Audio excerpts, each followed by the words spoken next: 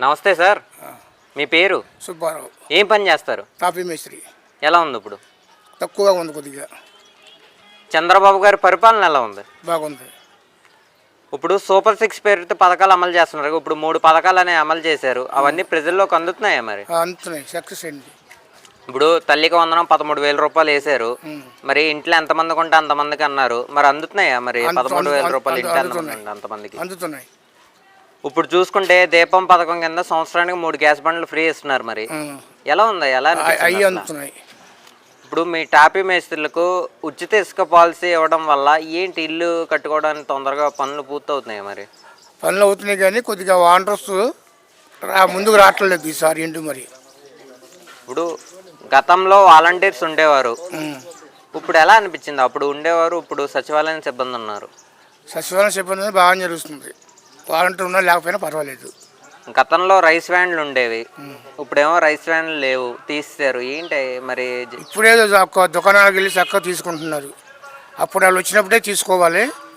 ఇప్పుడైతే 15 రోజులు టైం ఇచ్చారు. 15 రోజుల్లో ఇప్పుడు వెళ్ళినా చక్కగా కొట్టుకెళ్ళి రేషన్ కొట్టుకెళ్ళి తీసుకుంటున్నారు. ఇప్పుడు చూసుకుంటే గతంలో ప్రభుత్వ పరిపాలన ఎలా అనిపించింది, ఇప్పుడు ఎలా అనిపించింది? అసలు గత పరిపాలన బాగోలేక కదా ఈ పరిపాలన గెలిపించింది. సుపరిపాలన పేరుతో ప్రజల్లోకి టీడీపీ కూటమి ప్రభుత్వం వెళ్తున్నారు కదా ప్రజల్లోకి, ఎలా అనిపించింది అసలు మీకు? స్పందన బాగా వస్తుంది, ఎదురుగా లేదు. మరి జగన్మోహన్ రెడ్డి కూడా ప్రజల్లోకి వస్తా అంటున్నాడు, వస్తే స్వాగతిస్తారంటారు ప్రజలు? అది తర్వాత వాళ్ళ దైవదానం, వాళ్ళ అదృష్టం బాగుంటే బాగా వస్తారు, లేకుంటే లేదు. చిత్తూరులో మామిడి రైతులకు ధర్నా చేస్తా అని చెప్పి వెళ్ళిన జగన్ చంద్రబాబు పథకాలు ఇవ్వట్లేదు అని ఇష్టం వచ్చినట్టు మాట్లాడుతున్నాడు. ఏంటి, ఏమంటారు? అంటే ఆయన పరిపాలన ఇవ్వలేదు కాబట్టి అందరూ ఇవ్వట్లేదేమో అనుకుంటున్నారు.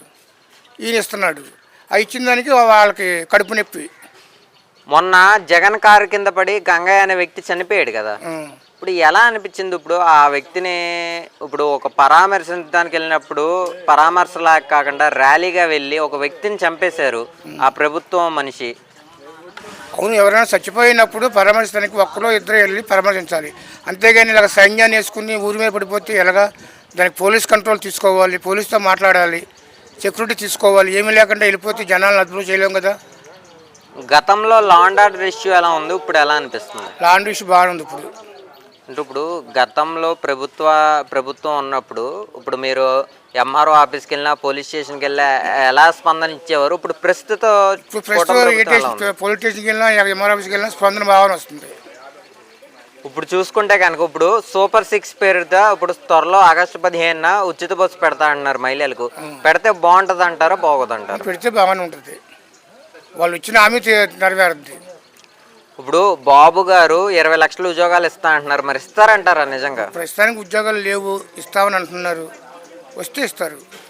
అమరావతి రాజధాని పూర్తవుద్ది అంటారా? అయిపోద్ది, ఇంకో 5 సంవత్సరాలు టైం ఇస్తే ఆయనకి. అంటే 5 సంవత్సరాలు అవదంటారా? చాలా మటుకు లాక్కొస్తాడు. చిన్న ప్రాజెక్ట్ కాదు అది, చిన్న ప్రాజెక్ట్ అయితే అవుద్ది, చిన్న ప్రాజెక్ట్ కాదు కదా అమరావతి అనేది. ఇంకో 5 సంవత్సరాలు టైం ఇస్తే అయిపోద్ది. పోలవరం ప్రాజెక్టు అయిపోద్ది. ప్రాజెక్టు కూడా చాలా వరకు అయిపోయింది, ఇది 90% అయిపోయింది, ఇంక 10% ఉంది ఇంకా.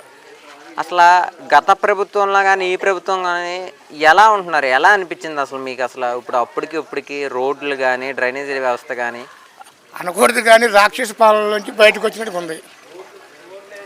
ఇప్పుడు మీరు ప్రభుత్వం నుంచి ఏమైనా కోరుకుంటున్నారా? మేము కోరుకునేది ఏం లేదు, సేవ చేయడమే మా పని.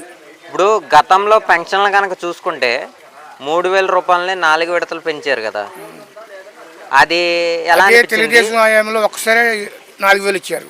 ఎలా అనిపించింది అసలు? ప్రజలకు ఎలా అనిపించింది? అది ప్రజలకు అందరూ మెచ్చుకుంటున్నారు.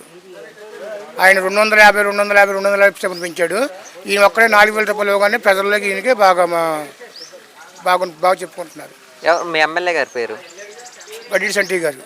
ఎలా ఉంది ఆయన? ప్రజల్లోకి అందుబాటులోనే ఉంటున్నాడు. ఏ సమస్యలను తీరుస్తున్నారా? తీరుస్తున్నాడు. ఆఫీస్లో 24 గంటలు ఆయన దీనికోసం పనిచేస్తున్నాడు. కనీసం 16 గంటలైనా దీనికోసం కేటాయించి అన్ని సమస్యలు కనుక్కుంటున్నాడు. ఆ అరాచకం అనేది అతను పరిపాలన అధికారంలో ఉన్నప్పుడు అదే అరాచకం, అతను అధికారంలో కోల్పోయిన తర్వాత కూడా అదే అరాచకం చేస్తున్నాడు అతని కార్యకర్తలు, నాయకులు కూడా.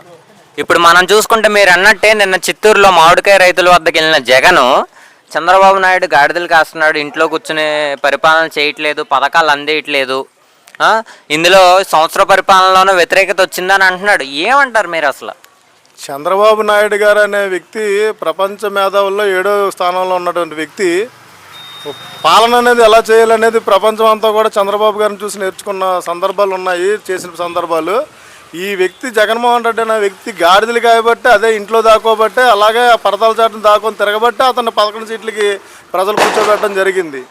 అతను వచ్చే వాళ్ళు చంద్రబాబు గారిని గాడిదలు కాస్తున్నారు అన్నది అనేది హాస్యాస్పదమైన విషయం. అతను పరిశీలన చేసుకోవాలి, ఆత్మ పరిశీలన. పిచ్చోడి చేతికి రాయించినట్టుగా ఉంది కాబట్టి గతంలో 2019 నుంచి 24 వరకు పరిపాలన జగన్మోహన్ రెడ్డి 11 సీట్లు కూర్చోబెట్టారు. ఇప్పుడు చూసుకుంటే కనుక 2029లో నేనే సీఎం, గంగమ్మ జాతరలో ఒక్కొక్కరిని బరాబరా నరుగుతానన్న రప అన్నాడు. ఏమంటారు మీరు దానికి? పరిపాలన అనేది చేజారిపోయిందమ్మా. అతను సీఎం పదవిలోంచి పక్కకి వెళ్ళిపోవడం వల్ల, అతను బుర్ర పని చేయని స్థితిలో ఉండడం వల్ల మెంటల్గా అతను చాలా ఇబ్బందులు పడుతూ హాస్పిటల్కి వెళ్ళి టాబ్లెట్లు తీసుకోవాల్సిన పరిస్థితి పోయింది.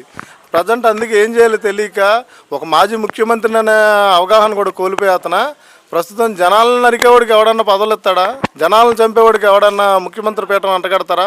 ఒకసారి చూశారు ప్రజలు, కొత్త రక్తం కదా, యువకుడు కదా, వైఎస్ రాజశేఖర రెడ్డి గారి కొడుకు కదా, ఒక 5 సంవత్సరాలు అవకాశం ఇచ్చి చూద్దాము, పరిపాలన రాజశేఖర రెడ్డిలాగా చేస్తాడేమో అనుకున్నారు. ఇతను రాక్షసుల్లా పరిపాలన చేయబట్టే రాక్షసుల్లాగా ఇతను కింద ఉన్న మంత్రులు, నాయకులు, కార్యకర్తలు వ్యవహరించి దౌర్జన్యాలు, దాడులు, దుర్మార్గాలు చేయబట్టే 11 సీట్లు కూర్చోబెట్టడం జరిగింది.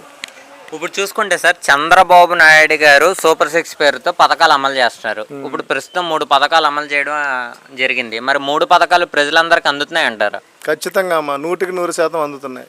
అర్హులైన వాళ్ళందరికీ కూడా, అర్హులైన ప్రతి ఒక్కరు కూడా ప్రతి పథకం. తల్లికి వందనం జగన్మోహన్ రెడ్డి టైంలోనే ఎలక్షన్కి ముందు, 2019 ఎలక్షన్ ముందు జగన్మోహన్ రెడ్డి, వైఎస్ భారతీ రెడ్డి గారు కూడా ప్రచారాల్లో తిరుగుతున్నప్పుడు వాళ్ళు చెప్పింది ఒకటే, మీ ఇంట్లో ఇద్దరుంటే ఇద్దరికి, ఒకరుంటే ఒకరికి మేము అమ్మఒడికి వేస్తామని చెప్పారు. అది అతను గెలిచిన తర్వాత ఏమైంది, ఒక్కరికి మాత్రమే పరిమితం చేశారు. అది కూడా 13,000కి పరిమితం చేశారు.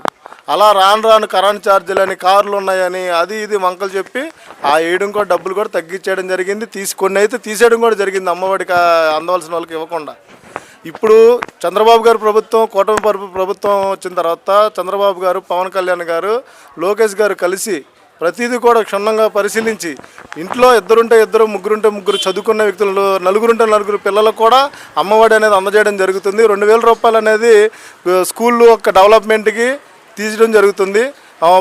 13,000 రూపాయలు మాత్రం వాళ్ళ ఖాతాల్లో జమ చేయడం జరుగుతుందమ్మా. ఈ పరిపాలన వంక చూపించడం అనేది ఏంటంటే జగన్మోహన్ రెడ్డి కానీ, వాళ్ళ నాయకులు కానీ వాళ్ళ ఉనికిని చాటుకోవడం. ప్రస్తుతం ప్రజల్లో అయితే వాళ్ళు ఎక్కడున్నారు ఏంటనేది కూడా పట్టించుకునే పరిస్థితి లేదు వైఎస్ఆర్ కాంగ్రెస్ పార్టీ.